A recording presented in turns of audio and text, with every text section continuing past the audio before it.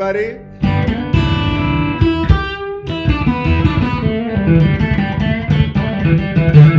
It's electric guitar, advanced guitar, electric style. Because I'm in my music therapy studio now, and my acoustic guitar is on the fritz.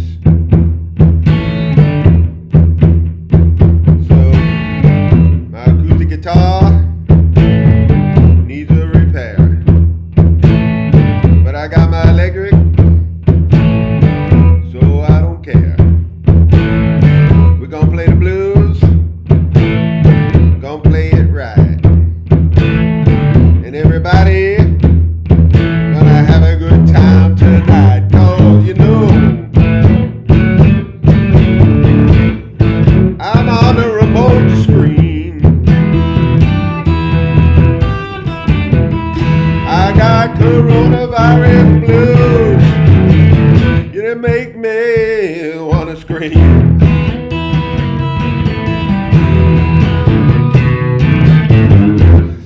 Okay, enough tomfoolery. But that was one of the things that we talked about, that Muddy Waters. It's basically A to E, right? A, open, which is G, to your E chord. That's all it is.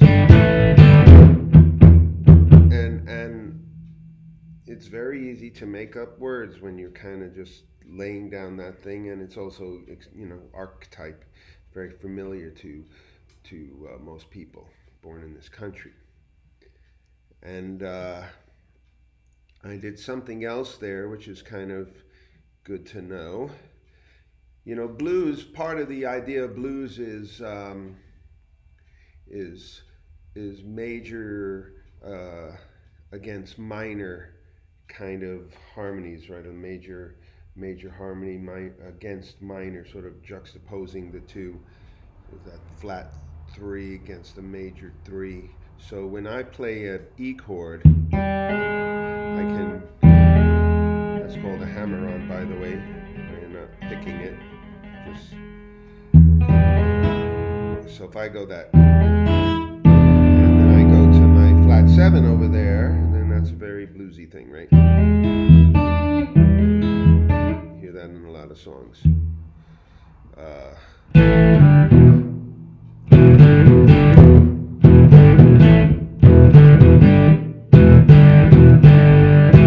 That was another thing you heard in Muddy Waters. That's just these two lower strings here, and these two strings here, the G,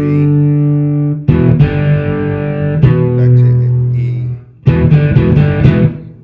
It's another very common blues riff.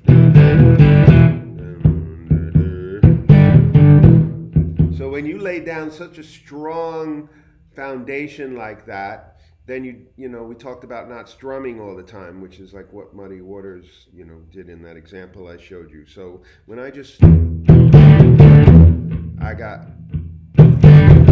it's such a predictable, solid foundation that I don't have to be strumming all the time to sort of get people involved with that and know what's happening and where they are in the music.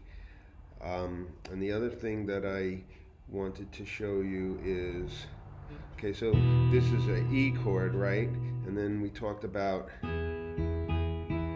we will talk about, up the neck. So this is a E chord also, right? So it's E is a D chord, traditional D chord that you know, and then you take it up a step and it's E, right? So that's an E chord. Now if I start on that E chord in the D form, and I just take these two outside strings right here, I can move that down chromatically like this. That's my E, right? Which is a very traditional blues introduction, and also turn around and ending. They use that.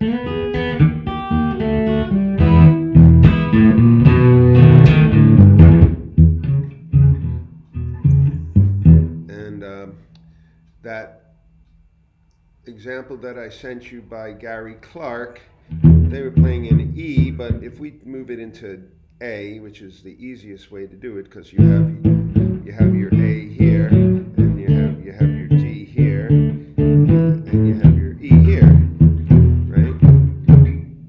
So that's just those two strings, and that's sort of the idea of the using the bass notes, and it's also related to the blues. And you can do the 12 bar that way.